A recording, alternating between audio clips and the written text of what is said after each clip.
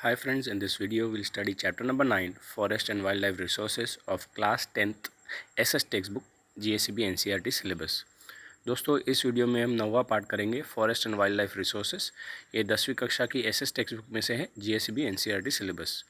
This is the third part of this chapter. दोस्तों इस part का ये तीसरा हिस्सा है।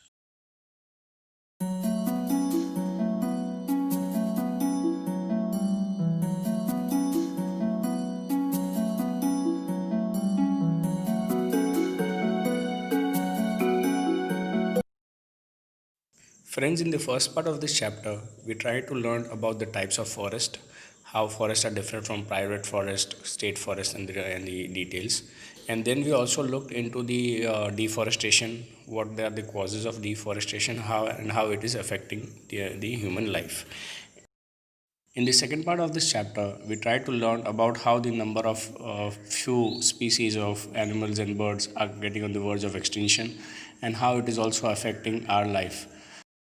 We further looked how human life is affecting the wildlife and how it is on the verge of getting extinct when it comes to the forest. What measures are needed to be taken to preserve the wildlife resources. दोस्तों इस chapter के पहले part में हमने देखा कि forest किस प्रकार के होते हैं, प्राइवेट फॉरेस्ट होते हैं या स्टेट ओन फॉरेस्ट होते हैं। फर्दर हमने डिफॉरेस्टेशन के बारे में भी जाना, जंगलीकरण जिसको बोलते हैं या अजंगलीकरण जिसको बोलते हैं, जिसमें हम काटते जा रहे हैं ट्रीज़ को और उसकी वजह से वाइल्ड लाइफ बहुत इफ़ेक्ट हो रही है। सेकेंड पार्ट में हमने देखा कि कैसे कुछ प्रजातियाँ, जानवरों की कुछ प्रजातियाँ एक्सटिंक्ट होती जा रही है और उनका अस्तित्व ख़त्म होते जा रहा है। इसके कारण क्या क्या है और इसकी वजह से हमारी लाइफ पे क्या इफ़ेक्ट पड़ रहा है, और इस वाइल्ड लाइफ को बचाने के लिए हमको क्या क्या मेजर्स लेने चाहिए, क्या स्टेप्स लेने ज़रूरी है ताकि हम इन वाइल्ड लाइफ को सेव कर सकें, उसको बचा के रख सकें हमारे आने वाले जनरेशन्स के लिए। In this part of the chapter, we will be looking at the projects that are being run by the government to protect few species like tiger, elephant, rhino, crocodile and others. दोस्तों chapter के इस भाग में हम लोग देखेंगे कुछ projects जो गवर्नमेंट के द्वारा चलाए गए हैं, जिसमें कुछ प्रजातियों को बचाने की कोशिश की जा रही है, जैसे कि प्रोजेक्ट टाइगर है, प्रोजेक्ट एलिफेंट है, प्रोजेक्ट राइनो, क्रोकोडाइल इत्यादि। इस सारों को हम डिटेल में जानने की कोशिश करेंगे। Friends, before we continue with this chapter, I request you to please subscribe with our channel ज्ञान गुरुवाणी। दोस्तों इस पार्ट में आगे बढ़ने से पहले मेरा रिक्वेस्ट है आपसे कि आप हमारी चैनल ज्ञान गुरुवाणी के साथ सब्सक्राइब कीजिए। तो सब्सक्राइब करने के लिए मैं आपको 5 सेकंड देता हूँ, जल्दी से जल्दी सब्सक्राइब कीजिए, जल्दी चलो। 5 4 3 2 1 0। Thank you, thanks a lot दोस्तों। चलो आगे बढ़ते हैं पार्ट में।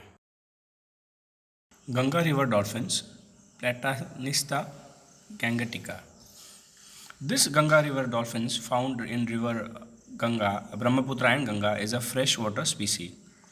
गंगा रिवर में पाई जाने वाली जो डॉल्फिन है उसको गंगा रिवर डॉल्फिन कहते हैं। ये फ्रेश वाटर स्पीसी है, ताज़े पानी में रहने वाली स्पीसी है, प्रजाति जो ज़्यादातर ब्रह्मपुत्र और गंगा नदी में पाई जाती है। Generally it lives in the river having deep and calm water flow. ज़्यादातर वो ऐसे गहरे पानी में रहना पसंद करती है और जिसका नदी का बहाव एकदम शांत हो। It is found in Ganga river which flows through one of the densely populated regions of the world. ये गंगा नदी में पाई जाती है जो सबसे ज़्यादा प्रजाति वाली नदियों में उनको कहते हैं दुनिया की। Due to the release of dirty water in the river, sedimentation due to the deforestation, fisheries and navigation in the river, industrial water etc., danger has been created against its existence. गंदा पानी जो नदी में छोड़ा जाता है, sedimentation जो होता है डिफॉरेस्टेशन की वजह से, फिशिंग होता है और नदी में जो नेविगेशन होता है, इंडस्ट्री का गंदा पानी जो इस नदी में छोड़ते हैं, उसकी वजह से ये डॉल्फिन जो गंगा नदी में पाई जाती है वो एक्सटिंक्ट होते जा रही है। Apart from Ganga and Brahmaputra rivers, there are few such dolphins left in Chambal river. Ganga और ब्रह्मपुत्र नदी के अलावा ऐसे कुछ डॉल्फिन्स की प्रजातियाँ चंबल नदी में भी पाई जाती है। It's come to the surface very often to breathe, making sub like sound. अक्सर ये डॉल्फिन्स ऊपर की सतह पर आती है, नदी के ऊपर की सतह पर, और सब तरीके का साउंड भी सुनाई देता है। So it is also known by the other names of sounds, सुसु and suis. इसीलिए उसको इस नाम से भी बुलाते हैं जैसे साउंड्स, सुसु और Swiss. It is also found in the rivers of our neighbors Nepal and Bangladesh. Bangladesh और नेपाल की नदियों में भी ये प्रजातियां डॉल्फिन की पाई जाती है. At present, the existence of Ganga river dolphin is in danger. आज की परिस्थिति में गंगा रिवर डॉल्फिन्स की अस्तित्व खतरे पे आ गया है. Wildlife Protection Scheme. Some schemes are implemented in India to protect wildlife. Wild को, जंगली जानवरों को और उनके जीवनों को बचाने के लिए कुछ स्कीम्स भारत में लागू की गई है. Under these schemes some projects are started for those animals species which are in danger और which are likely to be extinct in near future. इन स्कीमों के अंतर्गत कुछ ऐसे जानवर जो खतरे में हैं और कुछ आने वाले भविष्य में लुप्त हो जाने वाले हैं, उनके लिए ये स्कीम्स लागू की गई है. Let us know about some of the projects in brief. इसमें से कुछ प्रोजेक्ट्स को विस्तार से जानने की कोशिश करते हैं. Tiger project. As per one estimate there were about 40,000 tigers in India in the beginning of the 20th century. एक एस्टिमेट अंदाजन क्या ऐसा गिनती की गई थी जिसके अनुसार तकरीबन 40,000 बाघ थे भारत में 20वीं सदी के शुरुआत में. Due to unrestricted illegal hunting and deforestation, there was a big danger for the extinction of tigers. Illegal hunting और deforestation की वजह से ये टाइगर्स लुप्त होने वाले थे. In such circumstances, this project to save tiger was started in 1971. ऐसे सिचुएशन में ये प्रोजेक्ट शुरू किया गया था 1971 में. Under the project, a series of steps were taken to keep their natural habitat protected and to maintain ecological balance at national level. इस project के अंतर्गत इनके नेचुरल हैबिटेट जो होता है, जहाँ ये बाघ रहते थे, उनको संभालने के लिए एक प्रयास किया गया और इकोलॉजिकल बैलेंस भी राष्ट्रीय स्तर पर मेंटेन रहे, उसका भी प्रयास किया गया. Till now this project is implemented in about 44 regions. आज तक इस प्रोजेक्ट को तकरीबन 44 क्षेत्र में लागू कर दिया गया है. Friends, just for your information, in the beginning of the 21st century the number of the tigers in India was around 911. दोस्तों, आपकी जानकारी के लिए बता दूं कि 21वीं सदी के शुरुआत में भारत में बाघों की गिनती तकरीबन 911 थी. When this project was given more priority and it is heard that these numbers have increased to a certain extent. तो उसके बाद जब ये प्रोजेक्ट लागू किया गया, उसके बाद ऐसा कहा जाता है कि बाघों की संख्या थोड़ी बहुत कुछ हद तक बढ़ी है. But again the number is not that satisfactory. ये जो संख्या बढ़ी है बाघों की, वो ज़्यादा संतोषदायक नहीं है. There are still more efforts and such projects to be done to maintain this animals ecological balance. ऐसे और प्रोजेक्ट्स करने की ज़रूरत है ताकि इस जानवर की, इस प्रजाति को और हम लुप्त होने से बचा सकें. Things to know. Leopard. Leopard belong to cat family. Leopard ये वो जानवर है जो बिल्लियों की फैमिली से आते हैं. It holds smaller structure compare to lion and tiger. शेर और बाघ से उसका स्ट्रक्चर थोड़ा सा छोटा होता है. It is found everywhere in India. It is also found in dark black colour. ये लेपर्ड भारत में सभी जगह पाए जाते हैं. ये काले घने कलर के भी होते हैं. It is found in large numbers in the forest of Gujarat. Gujarat के जंगलों में ये बड़ी संख्या में पाए जाते हैं. It is often comes to human settlement. People unknowingly call it cheetah also. आजकल वो इंसानों के साथ भी टच में आ जाता है और जो लोग इससे अनजान हैं उसको चीता भी बुलाते हैं. चीता. It is totally extend from the forest in India. चीता ये वो जानवर है जो अब भारत के जंगलों में पाया नहीं जाता है. Today it is found in Africa in its natural habitat. आज सिर्फ अफ्रीका के जंगल में उसके प्राकृतिक हैबिटेट में पाया जाता है.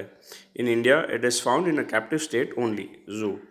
भारत में ये सिर्फ कैप्टिव स्टेट में, पिंजरे में ही पाया जाता है, जो कि प्राणी संग्रहालय में होता है. Elephant project. This project was started in 1992. Elephant project, ये प्रोजेक्ट 1992 में शुरू किया गया था. Its main objective was to provide the elephants protection in their natural habitats and to protect habitats and their migratory corridor. इस project का ध्येय ये था कि हाथियों को संरक्षण दिया जाए, उनके नेचुरल हैबिटेट को भी बचाया जाए और उनके माइग्रेटरी कॉरिडोर जो होता है उसको भी बचाया जाए। Today there are about 26 protection zones for elephants in our country. आज हमारे देश में हाथियों को बचाने के लिए तकरीबन 26 प्रोटेक्शन जोन्स बनाए गए हैं। After the implementation of this project there has been an increase in the number of elephants in the forest. इस प्रोजेक्ट का इम्प्लीमेंटेशन करने के बाद आज हाथियों की संख्या जंगलों में बढ़ी है। Besides this, project also works for the maintenance of domestic elephants. तो ये प्रोजेक्ट फिर सिर्फ जंगलों में रहने वाले हाथियों के लिए नहीं है। जंगलों के इर्द गिर्द अगर कोई लोग के पास पर्सनल हाथी होते हैं अपने डोमेस्टिक यूज़ के लिए, तो उसको हेल्प करने के लिए भी ये प्रोजेक्ट आगे आया है। Friends, I hope we know that why were elephants been hunted in the past.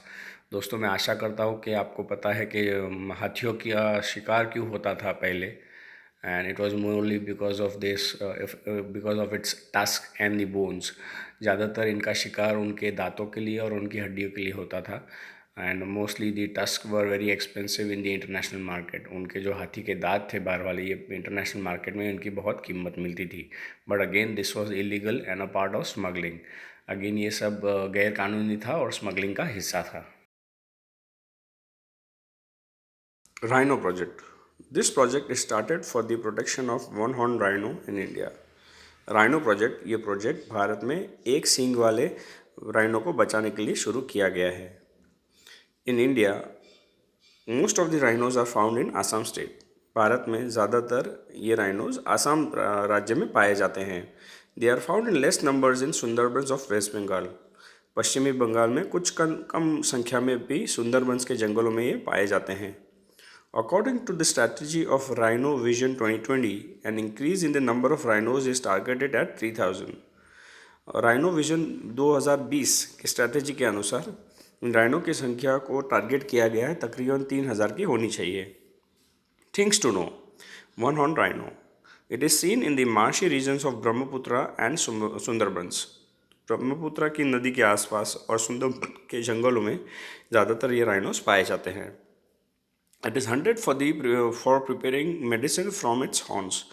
इसका शिकार किया जाता है इसके सींग में से दवाइयाँ बनाने के लिए। It is a herbivorous animal. ये फल फूल पत्ते खाने वाला जानवर है। Due to the attempts of its protection the number has increased. इसको बचाने के प्रयासों की वजह से इनकी संख्या बढ़ी है। Crocodile project. This species of alligator, which is found in fresh water, was on the verge of extinction in the decade of 1970। Alligator की प्रजाति की ये जानवर जो स्वस्थ और एकदम साफ़ सुथरे पानी में पाया जाता है, 1970 के दशक में ये गायब होने वाला था। The government of India took timely steps to start this project. भारतीय सरकार ने समय के अनुसार ऐसे सारे स्टेप्स लिए ताकि ये प्रोजेक्ट शुरू हो और उसको प्रोटेक्ट किया जाए इस एलिगेटर क्रोकोडाइल्स को। Vulture project. Vulture is the cleanliness worker of our nature. कुदरत का साफ़ सुथरी करने का अगर किसी पक्षी ने जवाबदारी ली है तो वो वल्चर है, गिद्ध जिसको हम कहते हैं। It eats the meat of dead animal. ये मरे हुए जानवर का मांस खा जाता है। There are about 9 sub species of vulture in India. Bharat में इसके अलग अलग प्रजाति के 9 ऐसे प्रकार के सब स्पीसीज पाए जाते हैं। Due to the unusual decrease in its numbers, this project was started in 2004। अचानक से इनके नंबर जब कम होने लगे तब 2004 में ये प्रोजेक्ट शुरू किया गया था। Friends, a river near Baroda with the name Vishwamitri has a lot of number of crocodiles in it. दोस्तों, विश्वामित्री नाम की एक नदी बड़ौदा के आसपास बहती है। उसमें क्रोकोडाइल्स बहुत बड़ी संख्या में पाए जाते हैं। You might want to check some of the videos of the crocodiles present in the Vishwamitri river.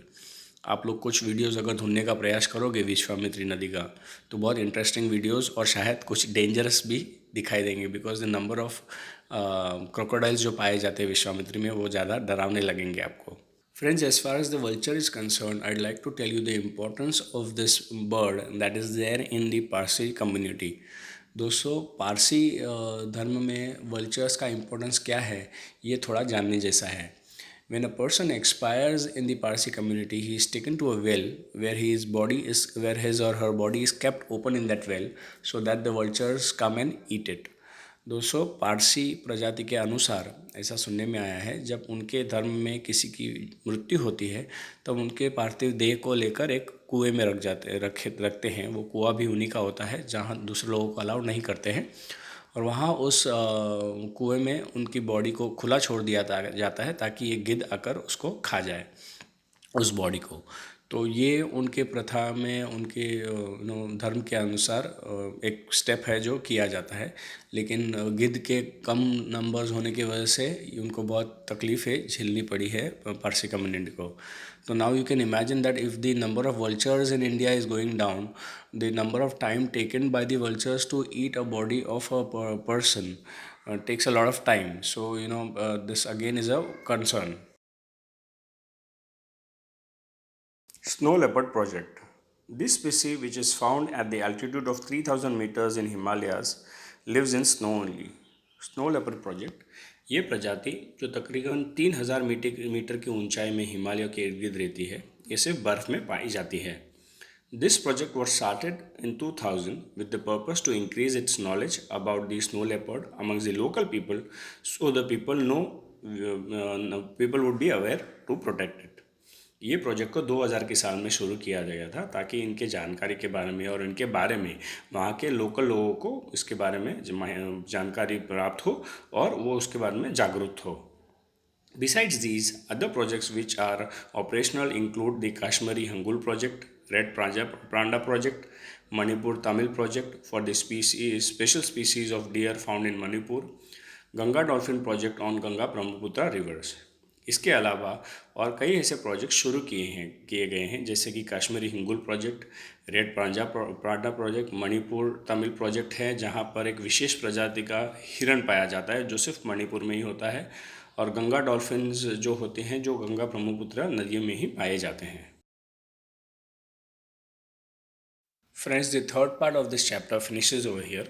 If you have any doubt, please revisit the video again. दोस्तों, इस चैप्टर का तीसरा हिस्सा यहाँ ख़त्म होता है। अगर आपको कुछ डाउट है तो ये वीडियो फिर से प्ले कीजिएगा। Thank you, bye and have a nice day. This is Kanhaiya Patel. जय स्वामीनारायण।